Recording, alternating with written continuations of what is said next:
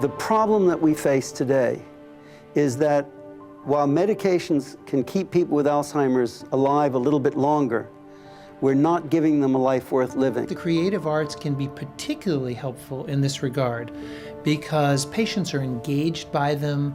They are, particularly if they've had an artistic past or background, they resonate with these activities.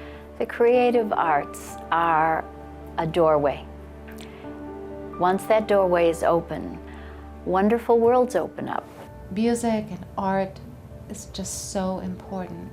It brings such peace, and you don't know at the final stages what's coming in, how much is coming in. But I believe there was always something.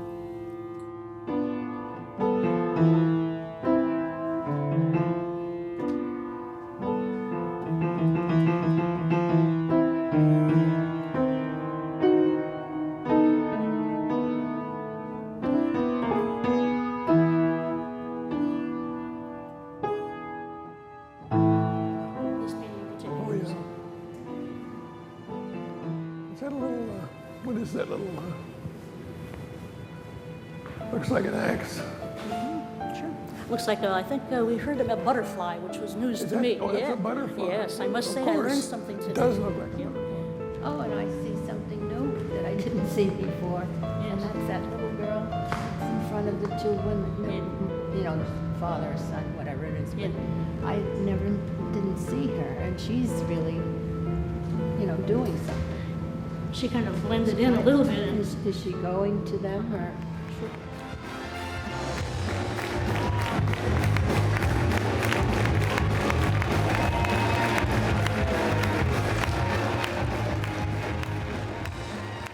The people you see here, at the museum, at the circus, or at a painting workshop, people who appear so together, so alive and focused, are in fact dealing with serious memory problems.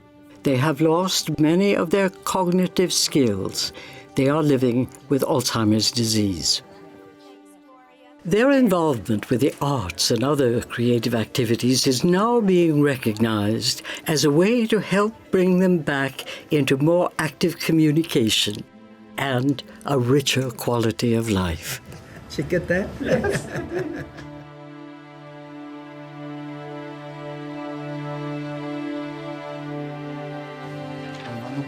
The aging process is normal and universal, yet aging is too often regarded as something embarrassing, something we should hide.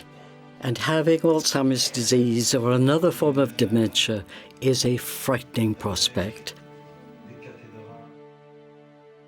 After a long business career, Skip Curtis devoted his early retirement to community activities, such as coaching children's sports teams. But at age 59, he showed signs of early onset Alzheimer's. Having lost his mother and his only sister to the disease, Skip took a proactive stance and agreed to participate in a research program to find a medical treatment to control his illness. Skip, what is your favorite thing to do these days? I think working around the house is the most satisfying for me. I do the painting and any repairs that need to be done, anything like that. Taking care of the gardens? The gardens, yeah. Do you have animals? Oh, yes. What do you have? Well, we have a lamb, and we call her Snowflake. And right now she's got quite a bit of wool on her going into the fall season. The existing medications that are out there for current availability for patients only give a little bit of symptomatic relief for a temporary period of time and in only some patients. You had participated in a study of a medication that unfortunately didn't work, and the results of that large clinical trial came back negative, that the drug was unsuccessful. Do you remember that? Was that the one that... It was fluorescein. Yeah. and that we were so hopeful. Yeah. And 2 weeks before our part of the trial ended, the drug company ended it, saying that they didn't feel there was a good enough success rate. And I don't know if you recall, but you spent the better part of a day sitting at the kitchen table crying Yeah. because we had Yeah. placed so much hope in that particular study. Yeah. It was in third phase, and there were some pretty high expectations.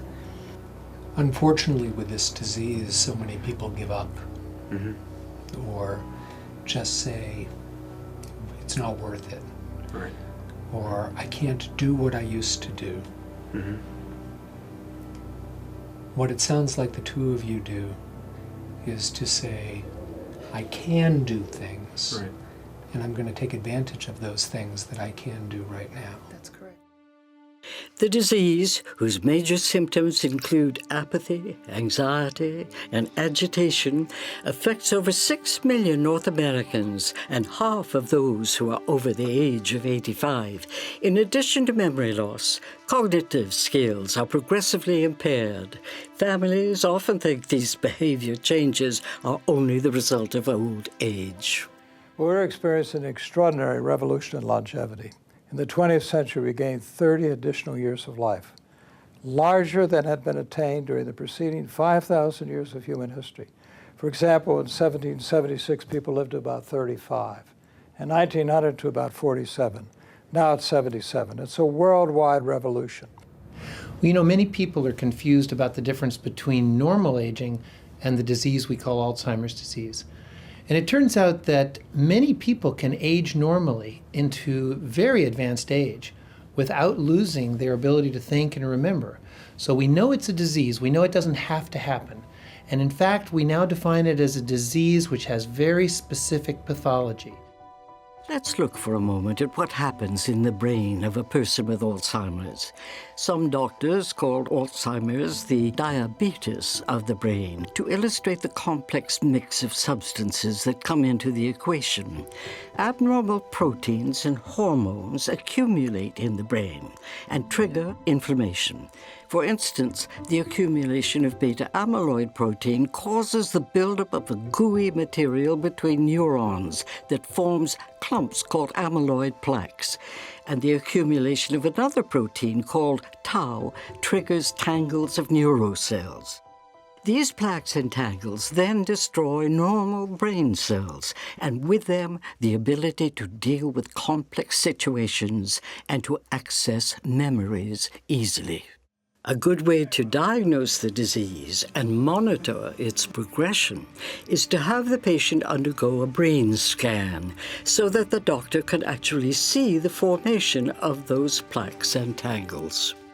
Another way to diagnose the disease is to have the patient take a cognitive test, which could include recounting a story, copying a drawing, grouping items into categories, entering numbers on a simple chart, and matching words to images.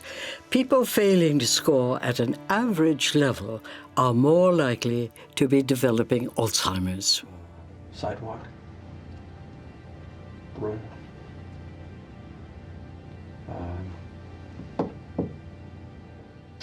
Alzheimer's research groups around the world are testing thousands of molecules that might be able to stop or at least to slow down the formation of these plaques and tangles. The challenge has proven to be complex and difficult. The research process has gone through many ups and downs, but there is hope that more effective medical treatments are coming. Medicines that we're using in clinical trials against amyloid and against tangles have all succeeded in mouse models of the disease. One of the most important advances in the past 20 years is being able to model some of the features of Alzheimer's pathology in the laboratory mouse. And the real challenge is bringing those mouse cures into the clinic to see if they will delay, prevent, or cure human Alzheimer's disease. We are probably going to develop treatments that slow it down, but we're probably not going to have treatments that prevent it for some time.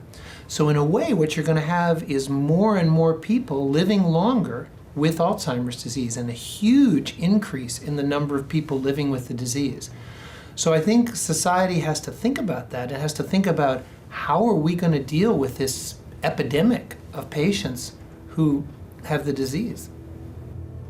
With the decline of cognitive skills, people with Alzheimer's usually lose self-confidence. They're afraid of their limitations, and their loved ones stop involving them. Their daily activities diminish, and progressively they become withdrawn. Alzheimer's reaches people from all walks of life, such as President Reagan, statesman Sargent Shriver, and actress Rita Hayworth, who was diagnosed with Alzheimer's in her 50s. The very first stages, in my experience with my mother, was the fear and the mood changes. There were extreme mood changes of accusations, paranoia, hearing things, hearing people outside the house, calling the police because, you know, she would hear a burglar, she thought a burglar at the time. So much fear, confusion, and so, you know, I embraced her and wrapped my arms around her and really took care of her. As a daughter, I felt helpless.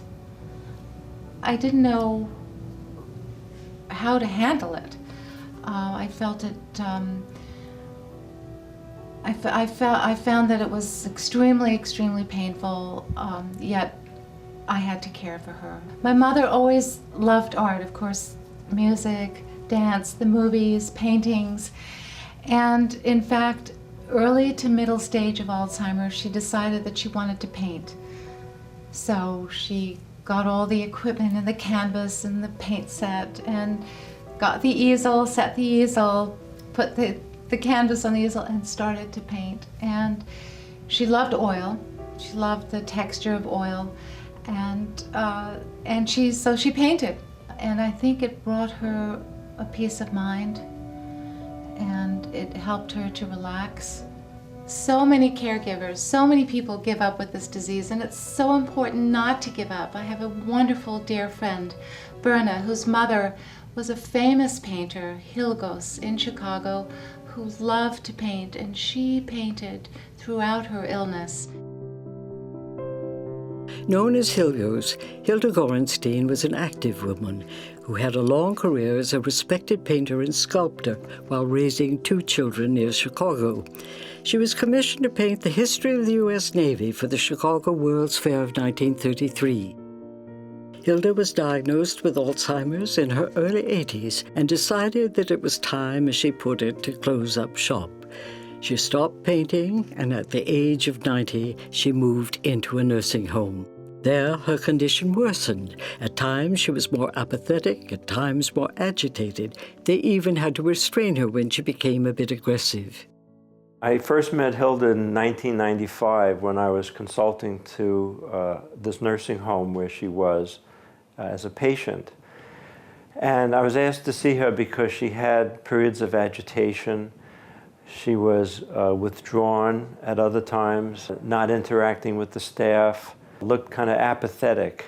When I tried to interact with her, she kind of ignored me. It was as if I wasn't being recognized by her.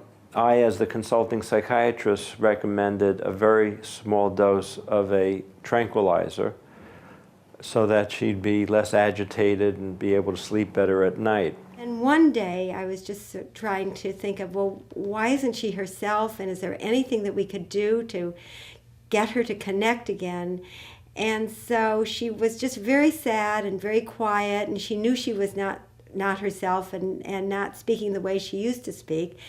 And so I said to her one day, "Mom, do you want to paint?" And her face brightened and she lit up a little bit and she seemed to be a little bit like herself. And she looked at me and she connected and she said, "Yes, I remember better when I paint." It was a very exciting moment when I heard that, and I suggested to Hilda's daughter that she contact the Art Institute of Chicago and see if there might be some students who would be interested in working with Hilda. In 1995, using art to improve communication and quality of life was a pioneering idea for a person living with Alzheimer's. I started to go to the nursing home where she was living, and I brought out paints and started to introduce her to the idea of painting again, with the hopes that that might be of interest to her, because she had told her daughter that she remembered better when she paints. And at first, she actually acted as if she wasn't even hearing me, and she would often sometimes turn away from me when I would be talking to her. And it gave me the impression that she was really shut down and that there was sort of a void of person there. You see that you're in the gallery guide.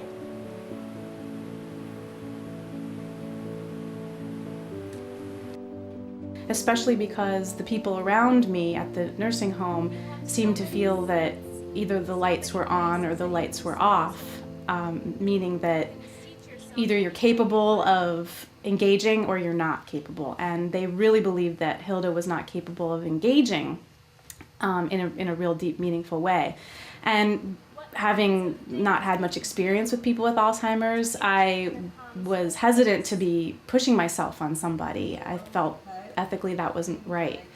Finally, one day we were sitting together and she picked up the paintbrush and she started to make some lines on a page and shifted colors. She chose different colors, so she was making aesthetic decisions, and she painted a series of lines, and when she was done, she said, "The hidden hour." This was one of the first things she had ever said to me, and so I was pretty shocked, and I said, "What do you mean, the hidden hour?" And she pointed to the painting, touched the painting, and even smeared the paint. So it was really clear to me that she was naming the painting The Hidden Hour, and then that was written on the painting. But that success was short-lived. After her first painting, The Hidden Hour, Hilda stopped painting for several months. Jenny was getting discouraged, but kept coming every day. For a long time, there was no progress. Finally, I think there was one day when I was really, really let down, and I started to leave the nursing home, and out of the corner of my eye, I saw Hilda beckon me over, and she had very long fingers and very pronounced fingers, and she went like this to me, and so I was like, what is she doing? And I went over to her, and she said a full sentence for the first time to me. She said, "I've never had anything like this, you know? Let's just keep it this way." And I don't even know if I responded because I didn't really know what to say. I think I just looked at her and nodded, and then I was so hooked from then on. I knew that she was connected to me, and I felt very loyal to her.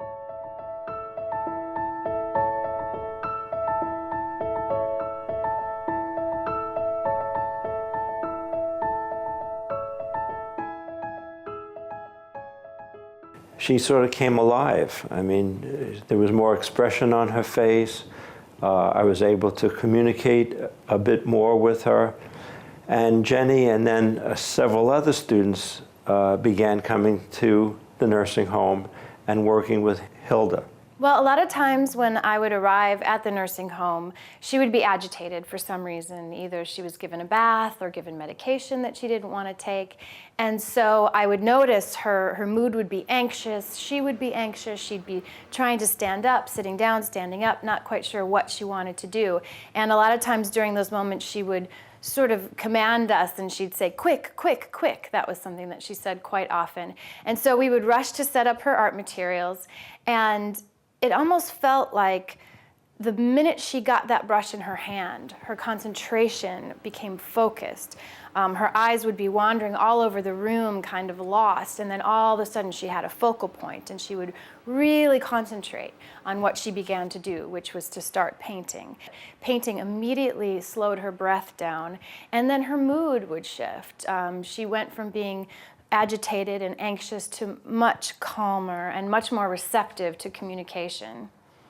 She was really regaining a quality of life that she had started to lose when she was first entering into that nursing home. I mean, she would laugh. She would actually make jokes. We would go out for ice cream. We would go to the zoo, and it wasn't just that we were going to the zoo, sort of perfunctory way, but we were actually engaging with the things we were going out to see. This is touch time for me. She was really tactile, and she wanted to paint her face sometimes, and a lot of times I didn't let her, but sometimes you could see that she wanted to feel that paint on her. Touch my time.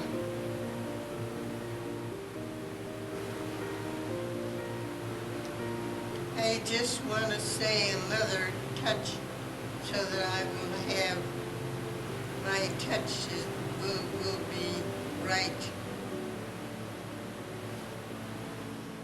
I thought what was really the most interesting thing about working with Hilda was that you could sort of enter into her abstract, poetic mode of communication, which perhaps is a little bit easier for artists to do, because we were very charmed and intrigued by the way that she communicated. Normal verbal communication to take you from point A to point B didn't really apply to her anymore. I felt very proud of the students because I think that they really created a new family with my mother. And sometimes when I would come to visit her, my mother would say, "Oh, watch out, here comes the real one. Watch out, here comes the boss." Because she felt that I was always pushing her to communicate, to paint a little more. It was really fun to bring her to her art show because she was very proud. She got all dressed up. She was wearing one of her favorite purple hats, and she smiled at everybody, and she ate the hors d'oeuvres, and she sipped the wine, and it was just a beautiful thing to see her in her element again as an exhibiting artist. We felt that we had had a breakthrough, and we felt that we really wanted to help her communicate, and we wanted to help as many other people who had Alzheimer's communicate. We felt that this was really important. Over the next 3 years, thanks to the involvement of Jenny, Jane, Tim, and Robin, Hilda created over 300 paintings, often doing several each week, covering the walls of her room and those of family and friends with her bright and joyful colors. Then, in February of 1998, Hilda passed away. In her memory, Berna set up the Hilgos Foundation, awarding scholarships to students of the Art Institute of Chicago to work with people having memory problems.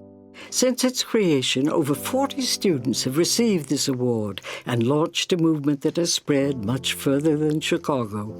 The story was also turned into a play performed by students in classrooms and care facilities. Can anyone with Alzheimer's become easily engaged in a creative workshop involving drawing or painting?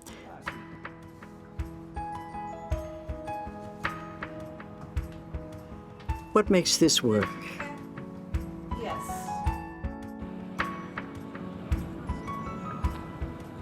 We traveled to some of the best residences and daycare centers in the United States and Western Europe, where the creative arts are integrated into the daily activities of the people living with Alzheimer's. Okay, now take a different color, put the different color inside the middle of it.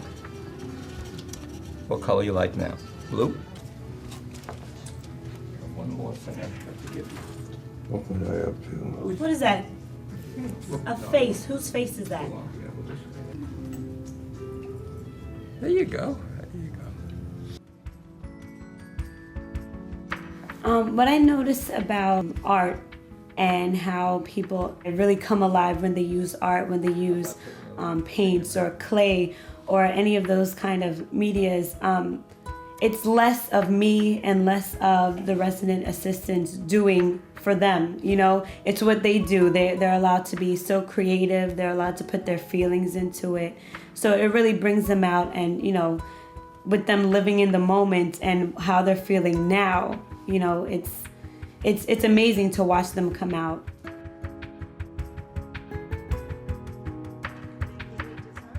Our goal is for people to use every skill they've got as long as they have it, and to support this person's sense of well-being throughout the course of the illness.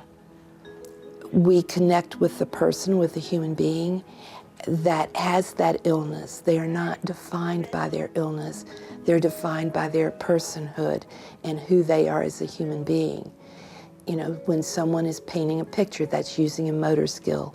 If someone is peeling a peach to make a pie, that's using a motor skill. And those skills and those experiences can help the person access memories in a different, using a different route than just asking the person directly. I'm good. How are you, sweetie? Oh, hey. It's a little cold out there today. Oh, you all have such nice pictures. Yeah, we talked about It is. It was so warm, it was like summer, but it really is November, right? Right. So I guess we can expect, oh, I love that picture. Which one? Dawn Ho. Let's see it. You kissed Dawn Ho? Yeah. Oh my gosh. The lips that kissed Dawn. Wow. Yes. But I would like you to draw your memory of Honolulu, what it looked like, okay? Honolulu. Do you want to start with the water? Or the tree, or the sky, whatever you like. Art therapy can bring Alzheimer's patients to a whole new level, but not every artist or occupational therapist can do it readily. It requires a certain knowledge of art and of the disease at the same Show time. me, Colonel. I want to see a picture of Honolulu. Your backyard? And your garden? Would you like to draw that with me today? Not too complicated. It's not too complicated, or? I want to see a picture of Honolulu. Sure, now. I want you to draw me one so Let I can me have it. see. You had a garden and you had flowers. So you need green for the grass and different colors for the flowers. So why don't you pick what color you would like to get started with? Honolulu. You're gonna draw for People must be put at ease to express their emotions and be inspired to come up with ideas, often with the help of old photos, magazine pictures, or other examples of art. Right-o. Now tell me about this. This is your picture? It's not a big beach. It's just very expensive. I started So on my head. the engines are in there. Okay. And all the people that are working inside, because it's like a turret.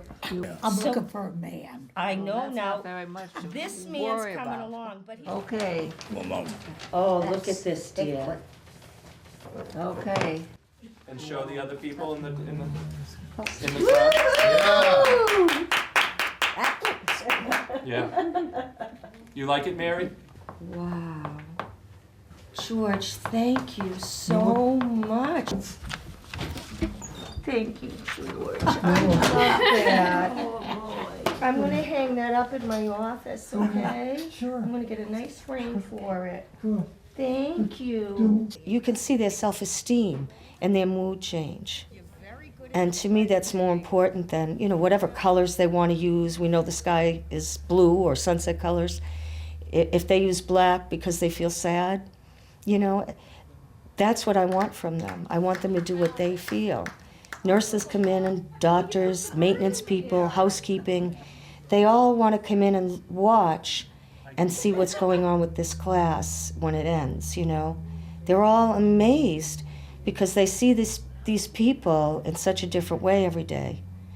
But when they're doing their art or after they've done their art, they're seeing a side of that person they didn't see. A person may not be able to tell me about their trip to Hawaii, but when I hand them a paper and some pastels and ask them to show me their trip to Hawaii, it suddenly becomes easier. It's almost like a key to unlock the memory that might not have been there. So it really acts as a permission, as a key, as a vehicle to unlock memories that they may not be able to access.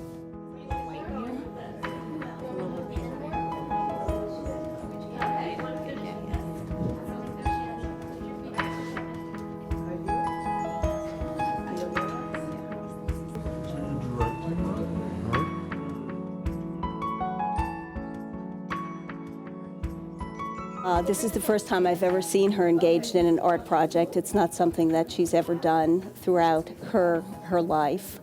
And to see the concentration and the peace that being involved in a project like this evokes in her, knowing the kinds of transition that she's been making over the last few years, and to see the calm emanating from her soul at this moment is very, very rewarding. And to look around at all the residents that we know and love and to see that kind of response is so meaningful. Alzheimer's disease doesn't affect the entire brain all at once. It seems to selectively start in the parts of the brain that are important for laying down new memories. That's why people with Alzheimer's disease may sometimes remember things from the far past, but have a great deal of difficulty learning new things. But there are parts of the brain that are involved much later that are really involved in creativity. There's a part of the brain called the parietal lobe that's involved in Alzheimer's, but rather late. And that part of the brain is stimulated through creative activities like art and music. The hippocampus is affected, but the amygdala seems to be intact because individuals with Alzheimer's disease can express emotions. Now, the amygdala is an almond-shaped nucleus deep in the brain, and it is very important in the expression and control of emotions. The amygdala, which functions throughout the life of people with Alzheimer's, is the emotional center. And that emotional center responds to art, it responds to emotions in faces, it responds to somebody saying, I love you. Voilà, c'est la lune jaune, la lune pleine.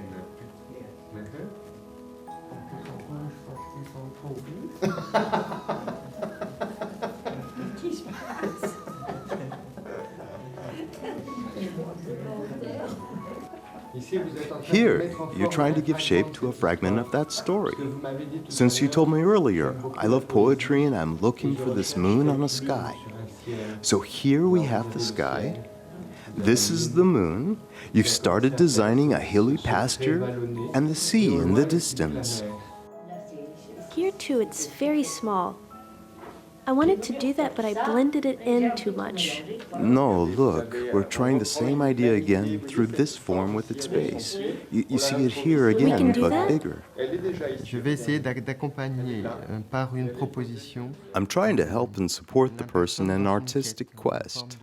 A kind of search, sometimes very simple, involving a shape or color. How this shape can be transformed, how suddenly, by chance, it can make sense.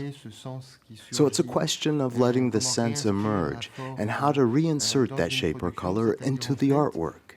Which means maybe allowing the person to recreate an imaginary story, sometimes with biographical references, but to reinsert its production into something that makes sense to the person, and in particular, of which he or she is the author.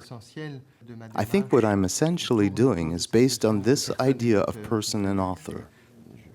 I'm not trying to confront or transform the condition resulting from the disease, but to find the bond that is possible with this person and with their potential and individuality. So most of the time, I think it's calling on physical sensations or body memories.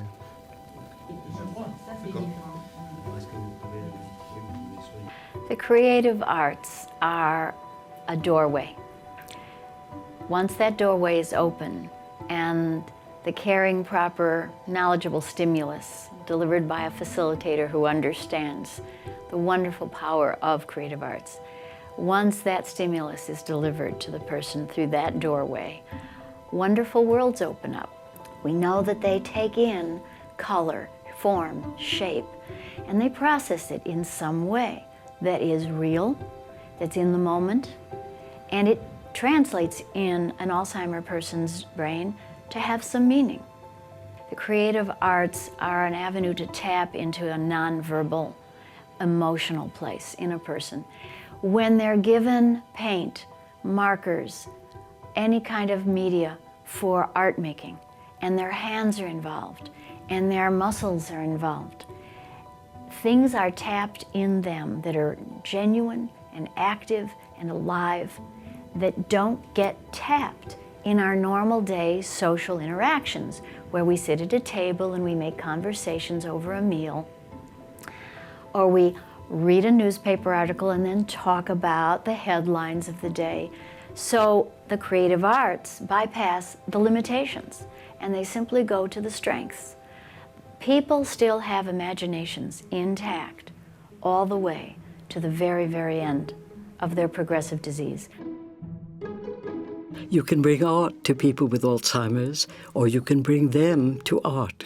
A visit to a museum is a stimulating experience, one that seems to unlock emotions, speech, and memory even further, so much so that it becomes harder to recognize that they are affected by the disease. They call it the luncheon of the boating party because this group of people, many of them may have been going boating and then stopped in this restaurant to have some lunch.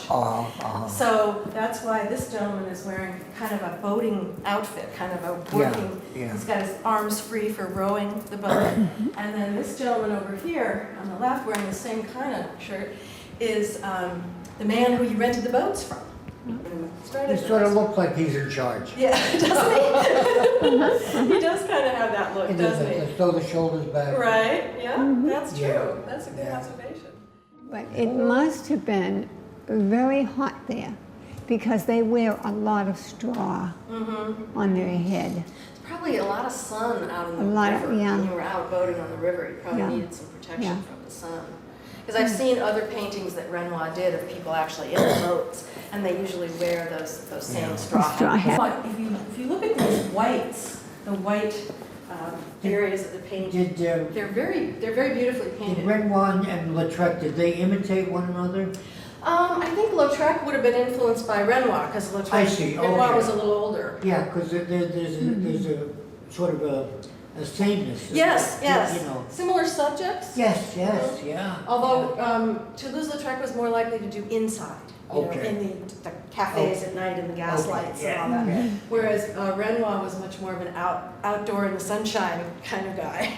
Renoir was actually, because he was turning 40, he was kind of having to let go of some of his young man ways. You know, because he had just met a woman that he'd fallen in love with.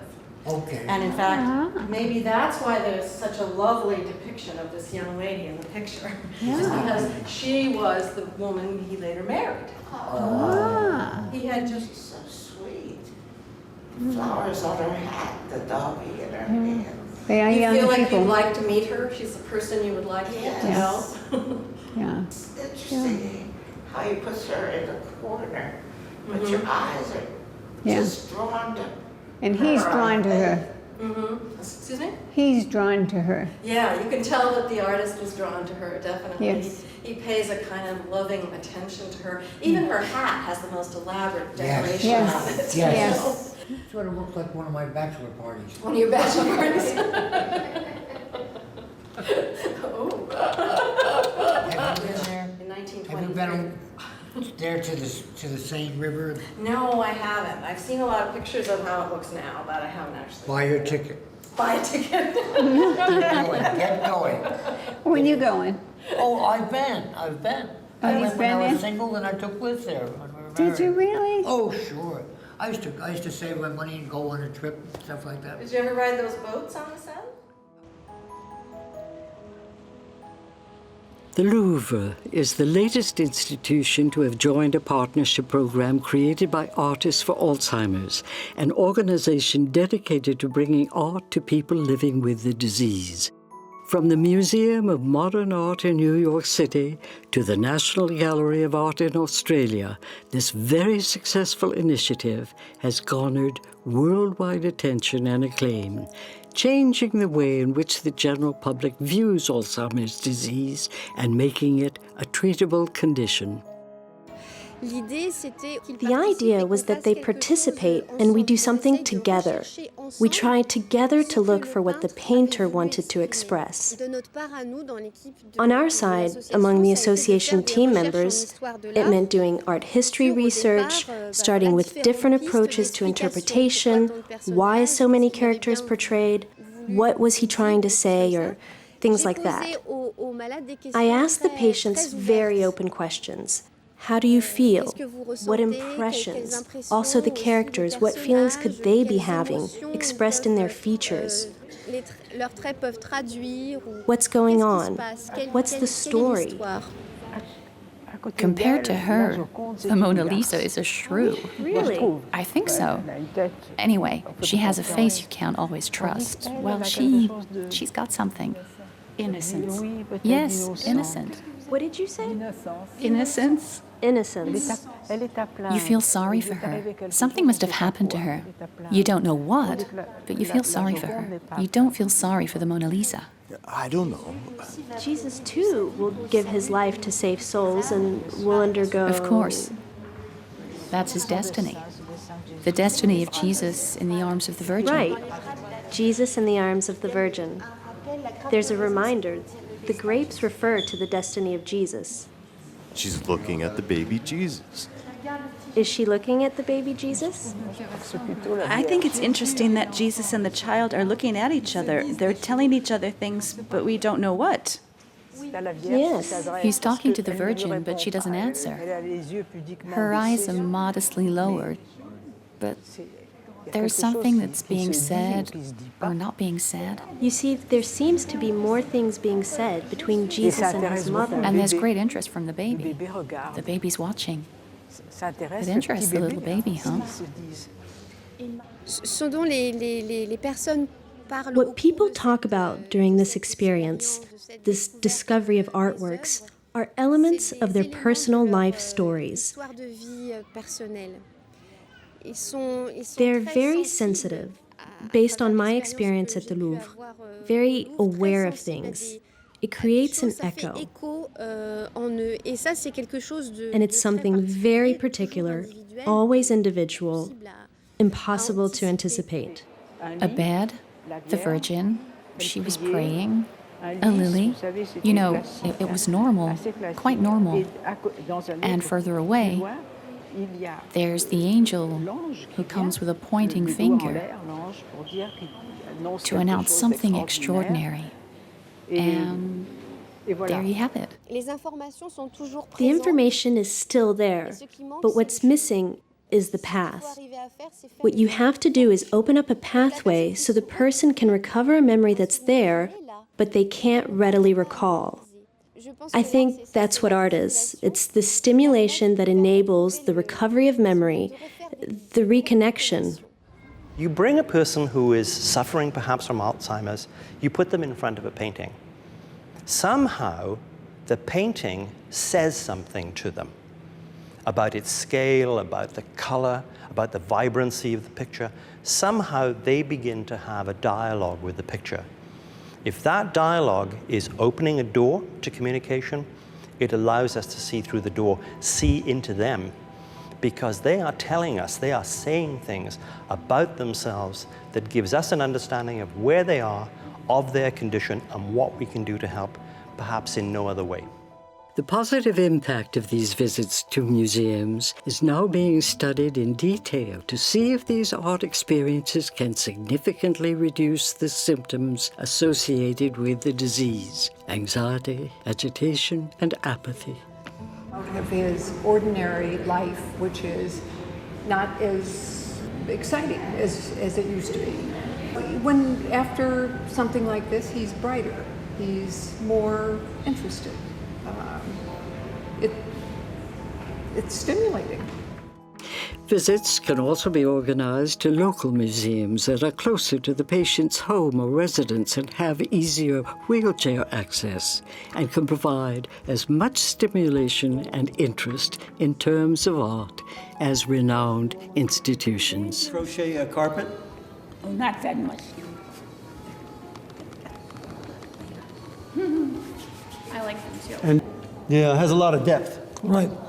Sort of draws you in like a... It draws you in, it draws you to the attention of that item. Right. Sit around.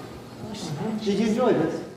People are always surprised. They say, I saw that group that was with you, and it doesn't seem like they have Alzheimer's. It doesn't seem like they have dementia.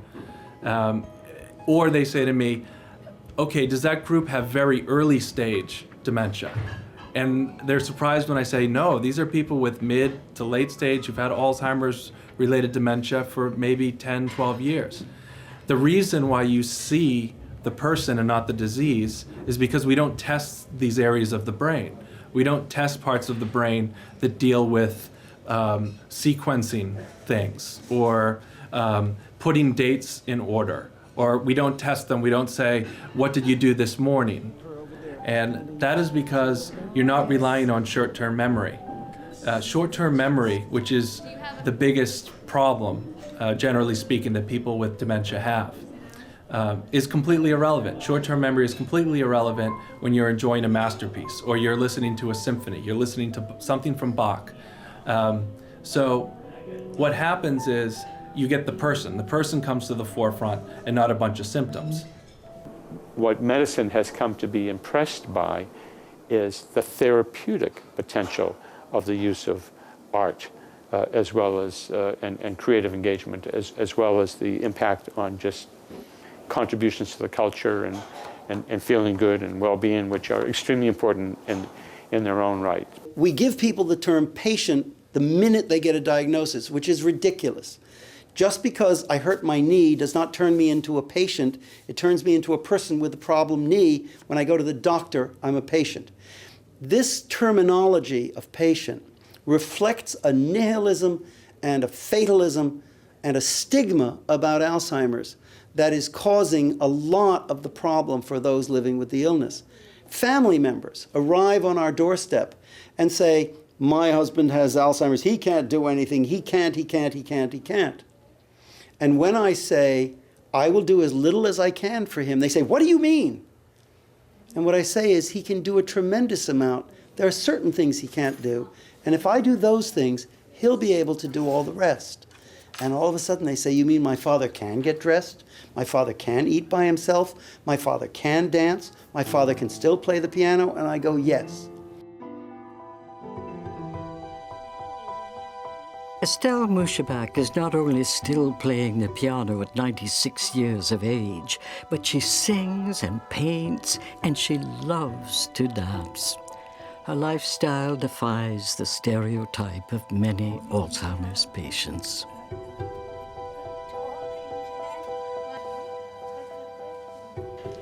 Visiting a museum, drawing, or painting may not always engage every Alzheimer's resident. Caregivers and occupational therapists can then turn to a large spectrum of other activities to engage the person. These include music, singing and dancing, storytelling and poetry, memory workshop, taking care of pets, having physical activities, gardening, or simply cooking or baking a cake. A resident may not be fully engaged in a drawing workshop one day, but can be found the next day applauding enthusiastically at the circus when the horses appear on stage or when the acrobats start their performance.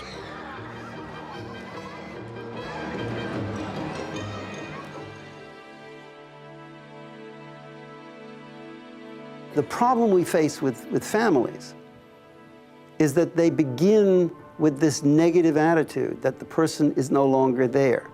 And so to shift, we have to shift them into a positive point of view to say, this person is there always.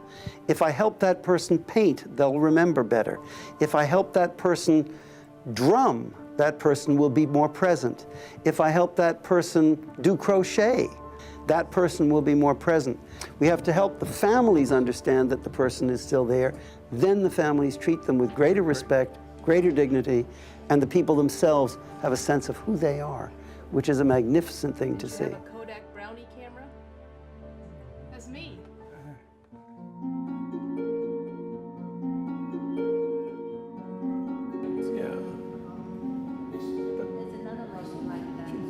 As far as whether there's been enough money or there has been enough money invested into this concept of using art as a treatment for people with dementia, the answer is no. For many people, they still see this as arts and crafts. People sitting in a room, just drawing and passing the time, and they don't see it as essential treatment.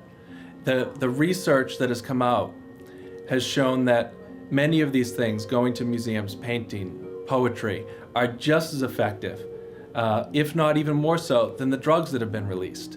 So if that's the case, then we need to validate this as a society, and we need to say this isn't just something that should be looked at. This should be part of integral care planning for every place. That shouldn't just be an option as a topping, an extra, but it should be put into everything. I was trying to take little notes, but it's impossible. Mary, what do you think of these teapots? Of the 6 million people living with Alzheimer's disease in North America, and of the 7 million in Europe, less than 15% are engaged in physical therapies, occupational therapies, or creative activities. Nursing homes in America are still quite dreadful. Only 1 of 10 nursing homes actually meet basic federal standards with respect to the adequate staffing.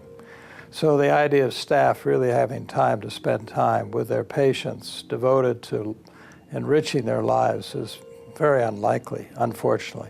And we're talking about 1.5 million people in 15,000 nursing homes. Again, to repeat, only 1 of 10 we meet basic federal standards with respect to personnel. So we're going to have to change all that if we're going to make use of the role of the arts and the role of memory and other prospects of enlivening the lives of those with dementia. Why prolong someone's life if it's not worth living? That's the question, and that's the dilemma we face. So the benefits of this non-pharmacologic, along with the pharmacologic approach, is that not only do we extend life, but we create a life that's worthwhile. We create a life where people have meaning in their life. We create a life where someone would want to live, as opposed to someone just saying, let's extend my life with a dementia and put me in the dark, or put me in front of a television, or put me staring out the window, and it doesn't bother anybody, so I guess it's okay. You can see, as this darkness lifts from their brow, you can see the tears begin. And I say, those are tears of hope, aren't they? And the person says, yes, I never thought that I could see my father again as a person who can do things. I never thought I could see my father again as a person who is still there. And that's the hope that this whole approach of art, the whole approach of culture, the whole approach of all of these things we're talking about is changing ourselves, not changing anybody else. In spite of Alzheimer's, the essence of each person continues on, still ready to communicate, often through new paths, to touch and be touched, to love and be loved.